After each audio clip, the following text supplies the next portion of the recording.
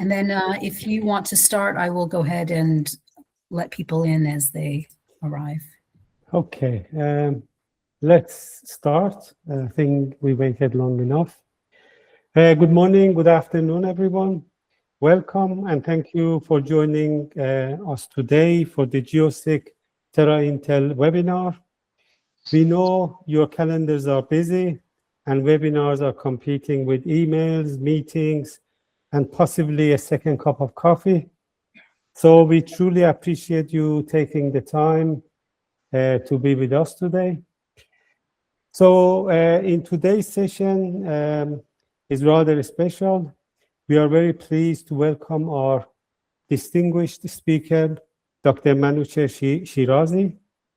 He brings extensive experience and deep insight in this field, and we are honored to have him share that experience with us. The focus of today's webinar is how GeoSIG and TerraIntel solutions work together to transform high-quality measurements into meaningful, actionable intelligence. Our objective is to provide practical insight, not just data, but understanding. With that, it is my pleasure to welcome Dr. Manoochehr Shirzaei. Thank you, Reza, for this introduction. It's such a great honor and pleasure to be on this stage next to my friends from GeoSIG and presenting this rather revolutionary technology from satellites. That's how it complements sensor observation from ground and provide you with a service that reduces the risk to infrastructures and also costs. So the asset management in general, and particularly monitoring critical infrastructures such as dam, is and also assessing the risk is multi-scale and also multi-temporal.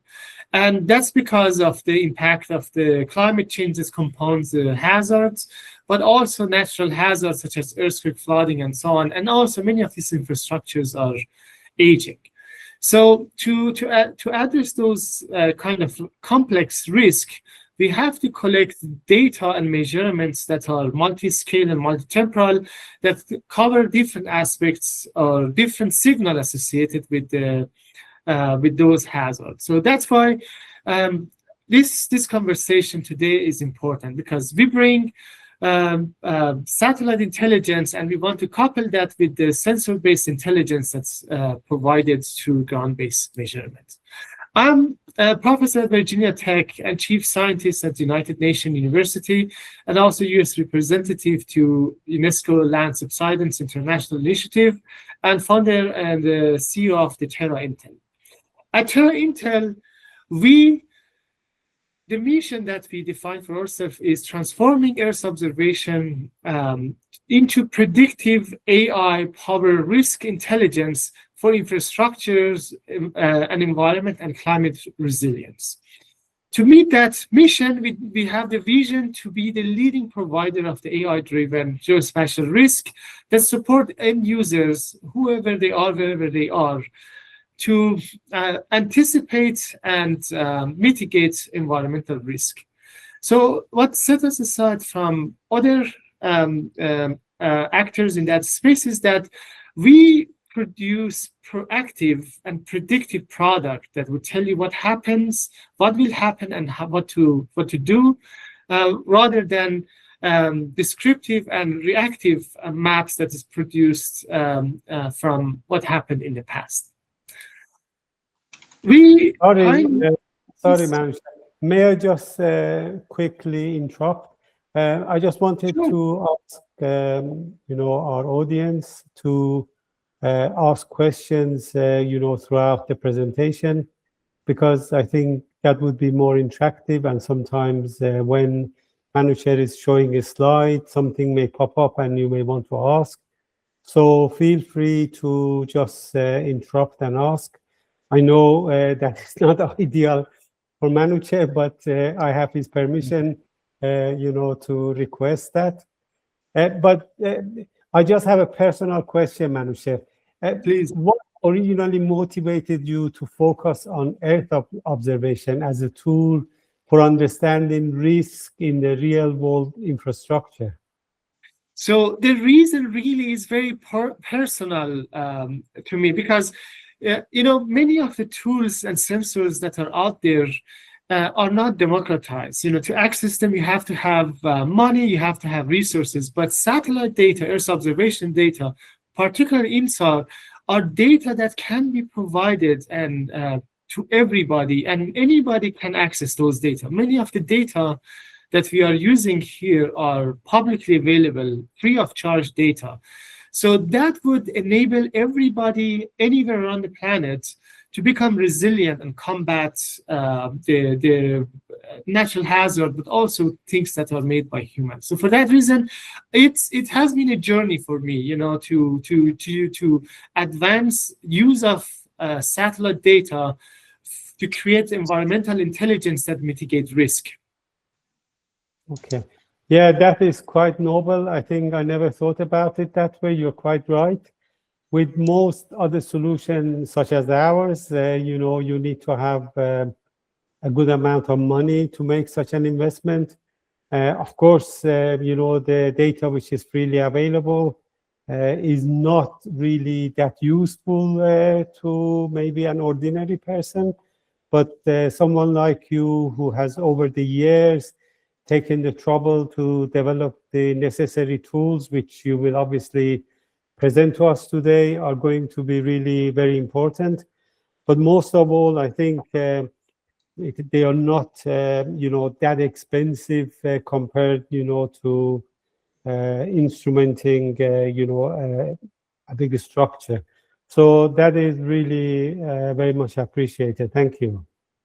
Thank you so much. Yes, as you mentioned, while radar data, specifically INSAR, that is our specialty at TerraIntel, are publicly available, the data itself, the raw data, is not useful. So to naked eye, to unexpert, is not as useful as it should be.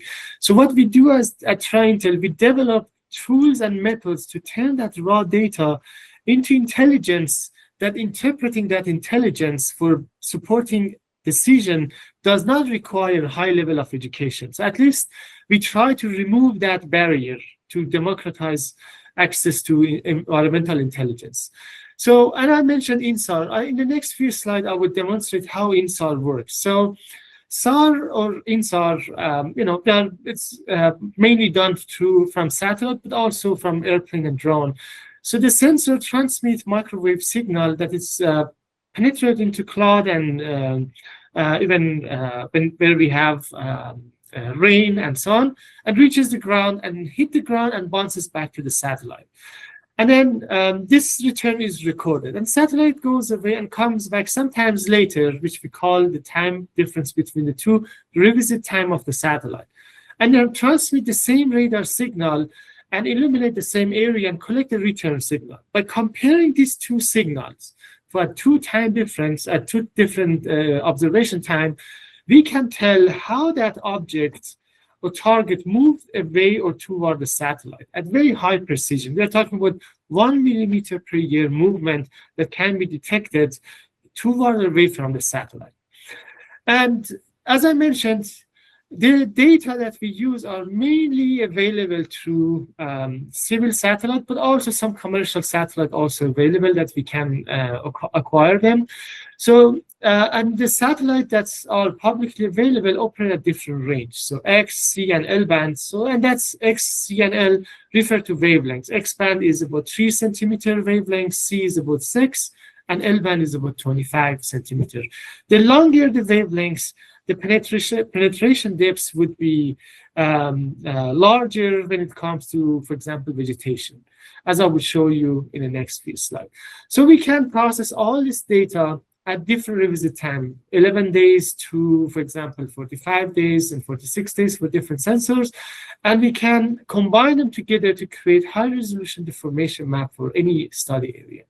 In the next few slides, through some animation, I'll show you that INSAR observations are especially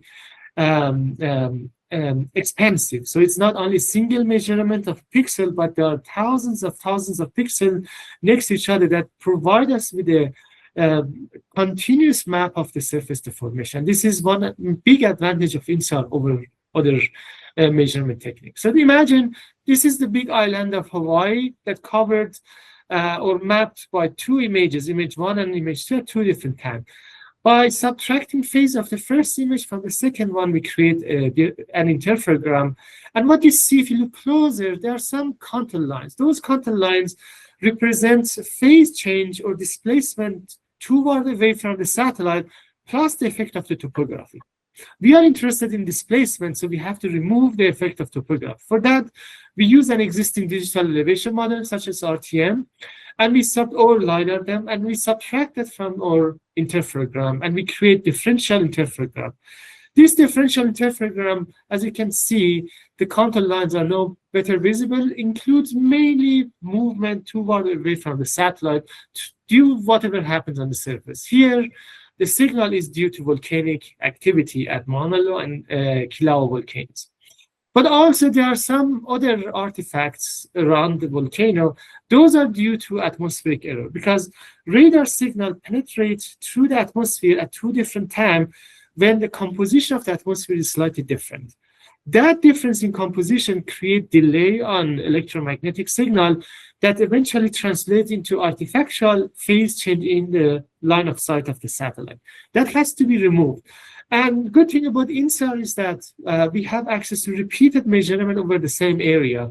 But combining this repeated observation, we animate the formation on the surface on the ground, but also we increase our redundancy in time and space, and we can extract those artifacts and remove them and achieve a very high precision and accuracy for INSAR. We are talking about 1 millimeter per year precision, which is unprecedented. At TerraIntel, we have developed a methodology for processing this data, applying various machine learning, deep learning frameworks to extract all different artifacts and creating map of the surface deformation at high precision, accuracy, and temporal also resolution. And the method's called wavelet-based multi-temporal INSAR or WAB-INSAR. This method has been tested thoroughly through peer-reviewed, and results are published through peer-reviewed article and has been tested in numerous projects, and we are very confident about the quality of the result that we produced. So back to the case of dam that is subject of today's webinar.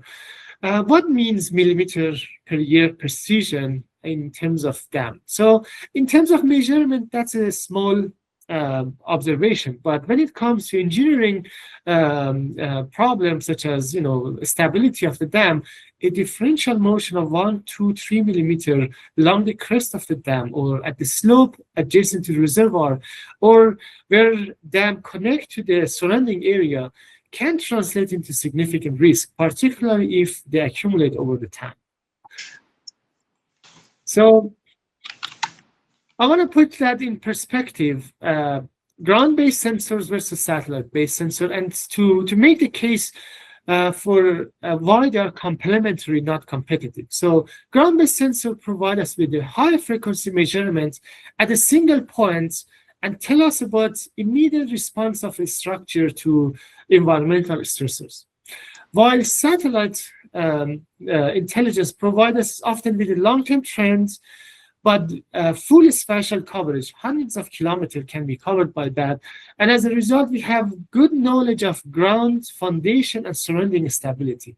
So these two should be put together to create holistic pictures of the vulnerability of a dam to environmental stressors and quantify the risk that is that particular infrastructure, such as dam, is experiencing. Sorry, can I interrupt you again, Manoochehr, please? Anytime. I was just thinking, what misconceptions do you most often encounter when discussing satellite deformation monitoring? So the biggest challenge we have when it comes to satellite observation is that some clients, for example, want to create a baseline. And the baseline is what happens before the event, let's say 5 years. We have a good possibility in 5 years to correct for an environmental artifact because we have many repeated measurements. But then after the baseline is created, post-events, they want us to use, for example, 2-3 images and achieve the same precision as baseline. And that's often a challenge. The precision and accuracy of solid observation is a direct function of the observation period. The shorter the observation, the lower would be the precision of the measurement. So, for example, to be able to produce something that has 1 or 2 centimeters in terms of displacement, precision, we probably need 3 months of measurement. So that cannot be done. And that's not the case for ground-based sensors. Ground-based sensors, by design, provide us with a higher precision in a much shorter period of time. Okay, that's great. Thank you. Deformation signature of a dam. So dam naturally experience some deformation. And it does not mean that dam is in danger or there is a risk of failure. So there's a long-term settlement of a dam. It's a massive infrastructure, it's very heavy. It's settled under its own weight. Sometimes there is a movement adjacent to the dam that is connected to the surrounding land. Or when the reservoir are filled or emptied due to drought or heavy rain, and as a result, reservoir, the entire dam and also surrounding area experience deformation. But also, changing the hydrological cycle and going from the cold to warm seasons and wet seasons would apply some stress on the dam that would result into change in the deformation at the dam, which is often cyclic. So very often dams are built to withstand, to a good extent, this kind of cyclic and long-term deformation. And that does not mean that that dam is at danger if it's detected. And also, I want to highlight sometimes, in addition to those natural observation or natural signal that we see at the, or expected signal at the dams, sometimes we see other signals that are response of the infrastructure to transient change in stress field, such as, for example, earthquake. So a dam experiences long-term uplift or subsidence and cyclic deformation due to hydrological loading or unloading, and then there is an airstrip nearby. As a result of that, the entire infrastructure experiences a sudden change in elevation or deformation. Could be uniform, but could be differential. And then once that stress is removed, there is a post-seismic relaxation or post-seismic deformation that may actually differ from the pre-seismic. So often, again, critical infrastructure such as dam are built to withstand those stresses. But it's very important to monitor those and detect how fast and how reliably a dam return to pre-seismic condition without experiencing any particular damage to its integrity. And these are things that we need to keep in mind when we want to investigate and study a dam using either satellite-based but also ground-based sensors. Here I want to show you a few examples, just cases around the world that shows either lack of observation or presence of observation, but lack of communication has resulted into a catastrophe. So I want to take you to Libya 2023, where a catastrophic flooding that led to failure of 2 embankment dam resulted into flooding of harbor city of Derna that killed 11,000 people and wiped almost half of the city. This city had 2 embankment dams built almost 70 years ago, and both were supposed to withstand large floods. Of course, during that September of 2023, there was a cyclone Daniel that dumped significant amount of rain, almost 400 millimeters in one day over the region, which was unprecedented. As a result, the flood was formed, and that flood eventually washed the dams. That, as you can see here, is the pre-flood, and this is post-flood. Dam is entirely gone, and that resulted into flooding that caused that significant casualty. We went back to almost 10 years prior to the event and collected data, or actually access data that was collected by satellite. And this is another advantage of satellite intelligence. We don't need to have a sensor in place prior to the incidents. Satellite collect data around the world on a regular basis, and if we need it, we can just go back to the archive and access data and see what happened prior to the disaster. And that's what we did here. We detected over almost 10 years prior to that dam failure, these dams experienced significant settlement at the rate of about 2 millimeters per year that was accumulated over the course of those 10 years and probably has been going on for a while before that observation period. And this is alarming because these are dams built years ago and they are not supposed to settle if they are in a good condition. Of course, Libya is a politically unstable region with the mismanagement and lack of investment infrastructures.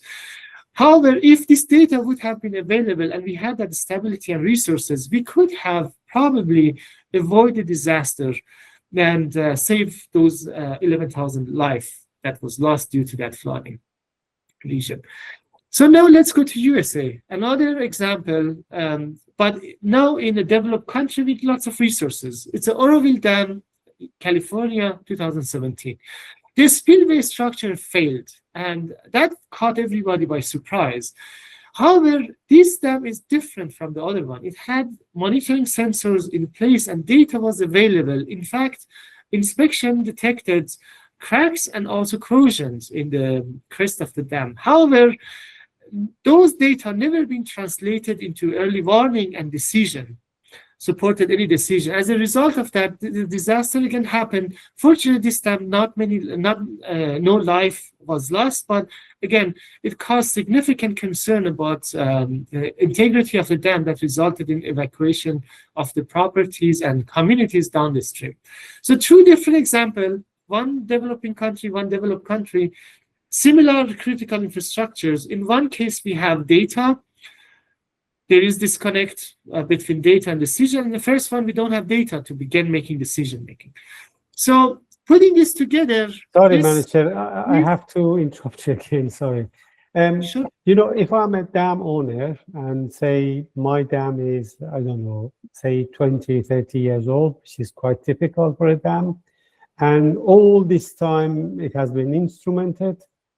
And unfortunately, our experience is that maybe similar to the example you show, the data is never looked at because instrumentation is more of a ticking box process where by legislation, they need to have instrumentation. And very rarely, unfortunately, the data is reviewed to understand, the behavior of the dam structure over time. So if I'm a dam owner, what would you recommend to me? How often should you come and do a check on my dam? Is it, once every 5 years, once every year? Because at the end of the day, there is a lot of investment, and more than that, it is the risk to population, to cities, to capital, everything else. So what would make sense for me as a dam owner to have a health check done by you? Excellent. This is an excellent question, Reza. So, this is a modern world problem. We are flooded with data and we don't have time to examine those data. So imagine that all sensors are installed in the right place, because sometimes problems begin with that. Sensors are not at the right place. We are not collecting. But imagine that sensors are at the right place. We collect all those data, and the stream of data is flooded into our control room and is stored on a computer. This is where another technology that we are offering, which is digital twin, comes to the play. We use AI and various physics-based models that are powered by AI and also supported by data are used to create metrics that would tell us something about the condition of the dam in real time. And we can train those models, those metrics, to raise a flag when some particular thresholds crossed. In this way, we do not need to look at the data all the time, but we can, for example, receive a text message on our phone if you want to, or we can receive a report that based on data collected today, there is that condition that needs attention. And that would help with targeting inspection, because we don't want to really leave out human eye out of the cycle. So always the final decision has to be done by an expert, but that expert can be alerted by the system that is informed or relies on a data stream that comes from the sensors. I just want to know, considering my dam is 20, 30 years old and it's instrumented, and let's assume the instrumentation is done properly. But, it's interesting because sometimes the change is so subtle, but over so many years, you can see it with the satellite images, whereas maybe the data is missed or there are gaps in the data. So how often one should ask you to do your analysis? So to our experience, the best practice would be using satellite data to create big picture, and then using that to guide installation of the sensors and targeted inspection. And depending on the type of the motion, and it really that depends on the baseline. So always we create a baseline, let's say 5 years data, based on the rate of the deformation and importance of the infrastructures and some other factors. We can prescribe, for example, every 3 months revisiting that target, every 6 months, and every year for a certain period of time. So for example, often after an earthquake, which is creates significant shaking at some critical infrastructures, we quickly build a baseline prior 5 years, and then after that, every 2 months or 3 months, we deliver reports the first year, and after the first year, we reduce to 6 months, and after that 1 year, and in the course of 3-4 years, if everything goes back to normal, we stop our monitoring. But again, this is a case-by-case scenario, but we can prescribe observation schedule for different targets depending on the need. Thank you. So early warning system is really something that come to mind as a very effective tool to deal with this situation. So when it comes to early warning, we can be reactive or we can be proactive. Reactive cases that we identify crack in the infrastructures, and then we initiate repeated inspection to eventually create emergency response. But the purpose of that is usually evacuating the communities down the stream to save lives, but not really saving the assets. Assets considered to be lost.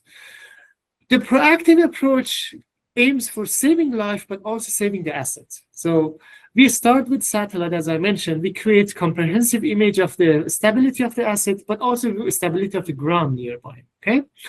Then, based on that, we install ground-based sensors to create in-situ intelligence, and we prescribe targeted inspection. And through that, we can be ahead of the problem. So decide mitigation strategy before or infrastructure or assets experience crack and failure that cannot be repaired.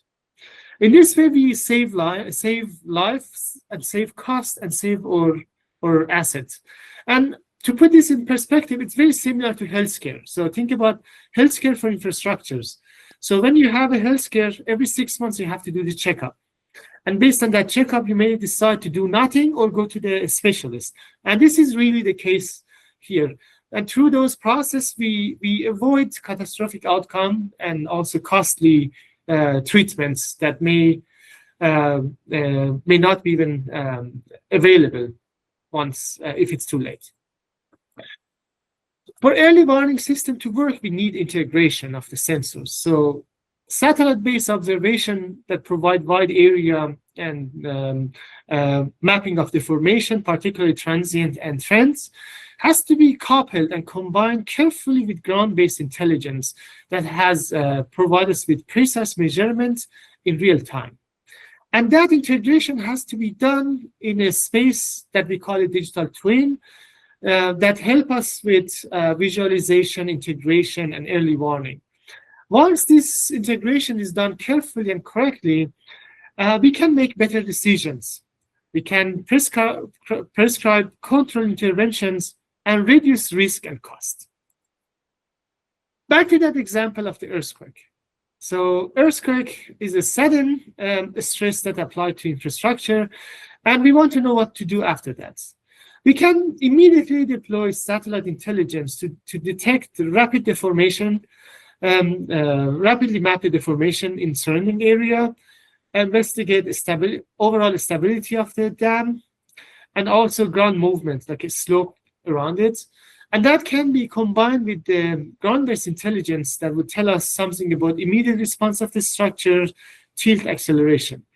And the combination of the two over the course of months to years following that earthquake can help us with improving the dam or assessing, quantifying dam stability, but also assessing the surrounding areas' stability.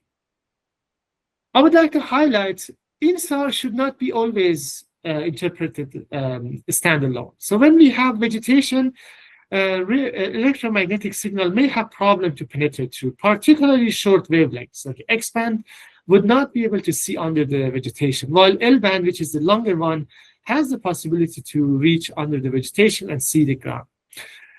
Also, when rapid deformation happens, such as landslides, that's where coherence is lost and INSAR may not be as useful. And then we have dense urban areas where big buildings, tall buildings create shadows and also the multipass error.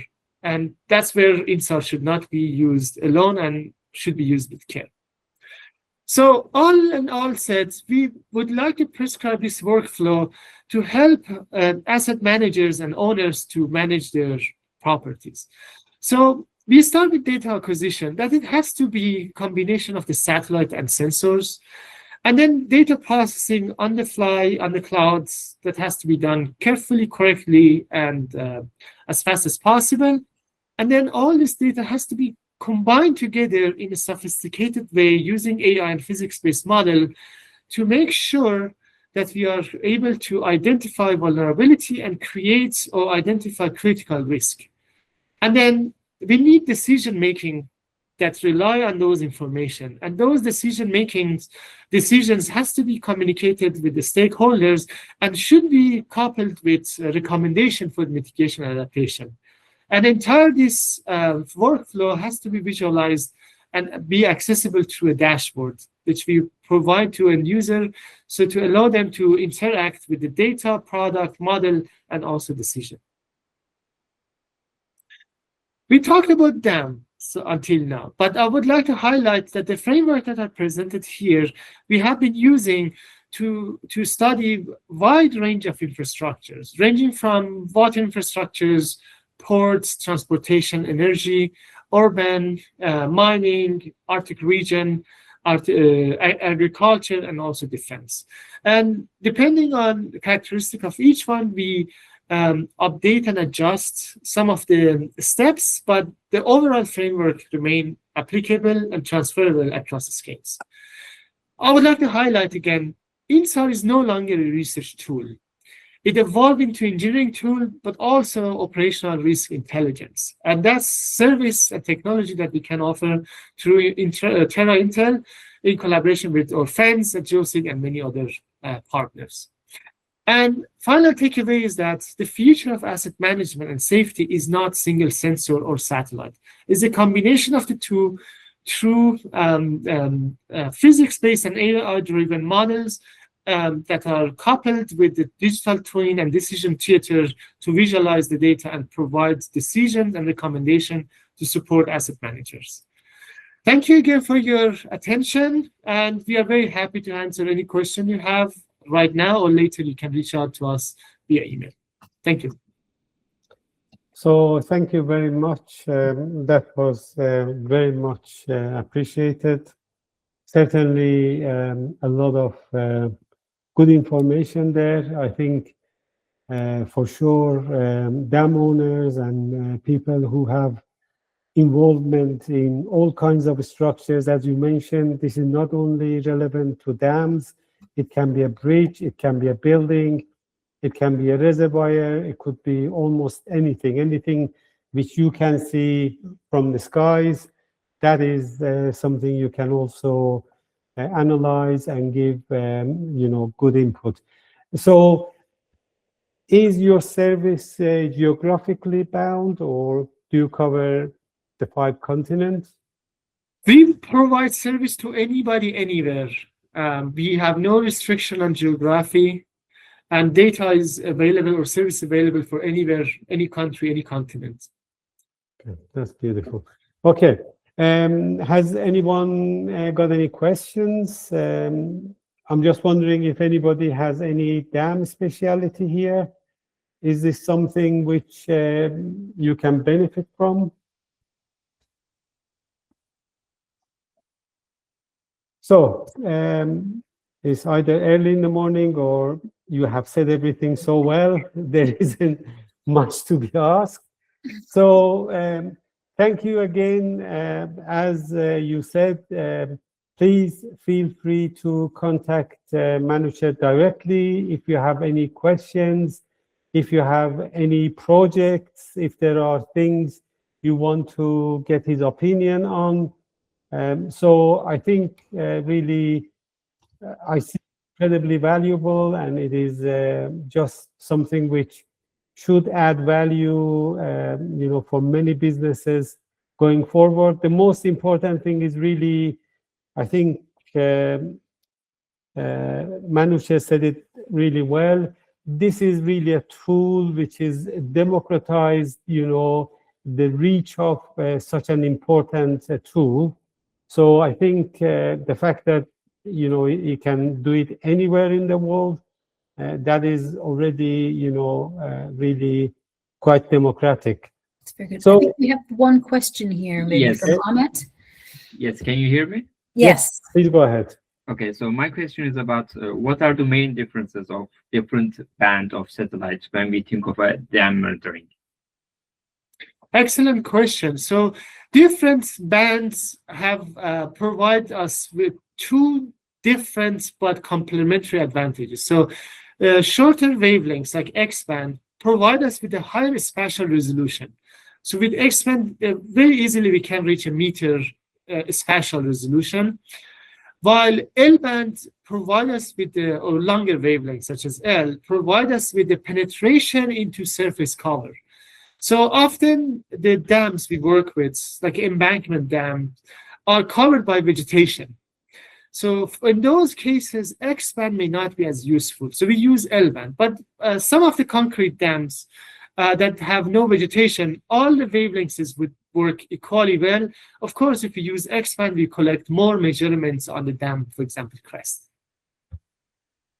Okay, thank you very much. I have also another question. What are the possible topographic errors that we can face? Topographic error, you mean the error due to... So The topography, yeah. Okay, as I mentioned, when we want to do differential interferometry, we need a digital elevation model to remove its effect from interferogram. So any error we have in that digital elevation model, meaning any mismatch between the model and true terrain, will be translated into phase observation. But that is a function of the perpendicular baseline, so the separation of the satellite during the 2 acquisitions. So just provide you with numbers. So for 100-meter separation and a wavelength of 6 centimeters, 15-meter DM error would translate into about 2 millimeter phase change.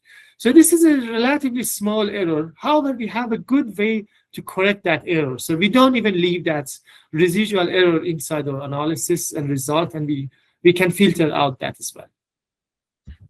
Okay, thank you very much. Thank you for your question. Anyone else who may have a question? Yes. Go ahead.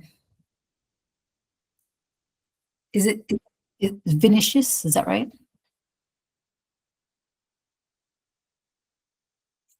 You're maybe muted. We don't hear you. Yeah, we need your microphone on. Hello, do you hear me now? Yeah, Yes. yeah, go ahead, please. Yeah, thank you. So my question is, does the story presented today were done using Sentinel-1 images or were done using another satellite? Sentinel-1. Okay, and is it feasible to do studies with Sentinel-1 in what resolution, spatial resolution?